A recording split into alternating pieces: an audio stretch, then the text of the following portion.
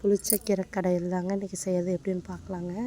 தண்ணி கொஞ்சம் ஊற்றி புளிச்சக்கீரையை வந்து நல்லா கழுவிட்டு வேக வைங்க. அது கூட உப்பும் பச்சை மிளகாயும் சேர்த்துக்குங்க. நல்லா வேகட்டும். தண்ணியெல்லாம் இழுக்காதீங்க. இழுத்தா வந்து பார்த்திங்கன்னா புளிப்பு சுவை இருக்காது.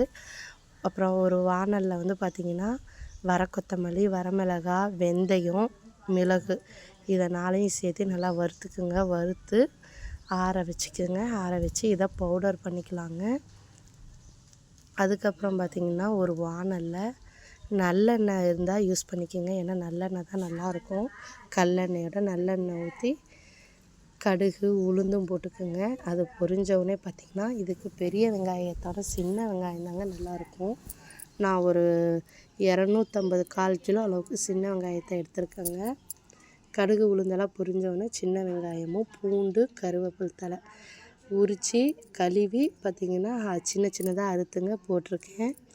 அது கூட வெந்தயம் கொஞ்சம் சேர்த்து வரமிளகா 2-3 கிள்ளி விட்டுக்குங்க காரத்துக்கு ஏற்ற மாதிரி.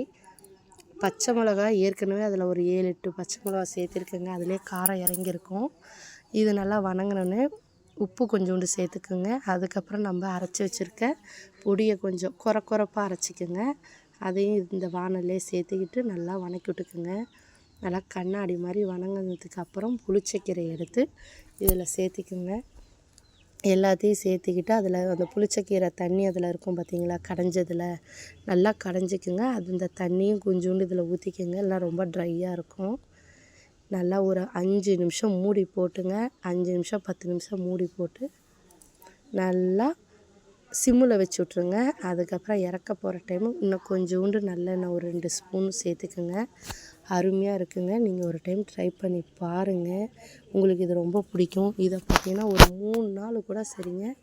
நீங்கள் வந்து அப்படியே வச்சு சாப்பிட்லாம், கெடாது. ஏன்னா இதை வேக வச்சு அந்த தண்ணி எடுத்துட்டோம்னா சப்புன்னு இருக்குங்க, புளிப்பு இருக்காது. நம்ம அந்த தண்ணி எடுக்காதனால அந்த புளிப்பு இருக்கனால ஒரு 3-4 நாளும் கெடாதுங்க. நீங்கள் இந்த மாதிரி ட்ரை பண்ணி பாருங்கள். அருமையாக இருக்கும். சுடு சாப்பாட்டுக்கு சாப்பிட்டு பாருங்கள். டேஸ்ட்டாக இருக்குங்க. உங்களுக்கு பிடிச்சிருந்தா லைக் பண்ணுங்கள், ஷேர் பண்ணுங்கள், சப்ஸ்கிரைப் பண்ணுங்கள்.